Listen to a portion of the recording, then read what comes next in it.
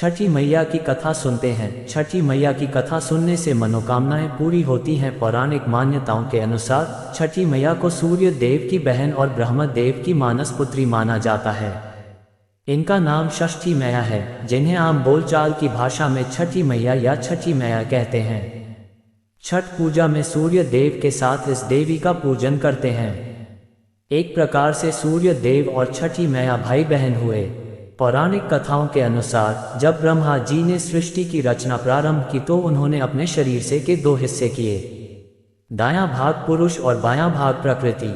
प्रकृति के छठे भाग से षष्ठी देवी की उत्पत्ति हुई है। इनको देवसेना भी कहा जाता है। जो व्यक्ति षष्ठी देवी की पूजा करता है उसके मन की मुराद अवश्य पूरी होती है। एक समय की बात है, एक राजा प्रियंवद थे जिनकी पत्नी का नाम मालिनी था।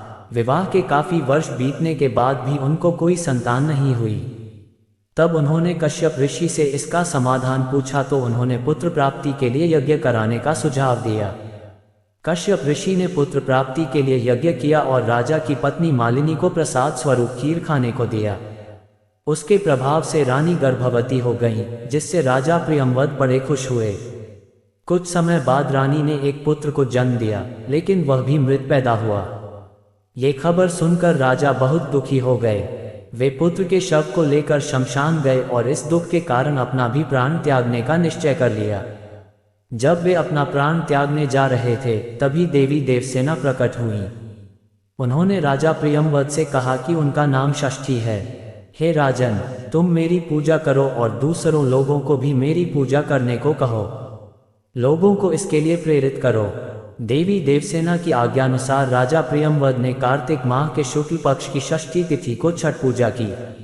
उन्होंने ये पूजा पुत्र प्राप्ति का कामना से की थी। छठी मैया के शुभ आशीर्वाद से राजा प्रियंवद को पुत्र की प्राप्ति हुई।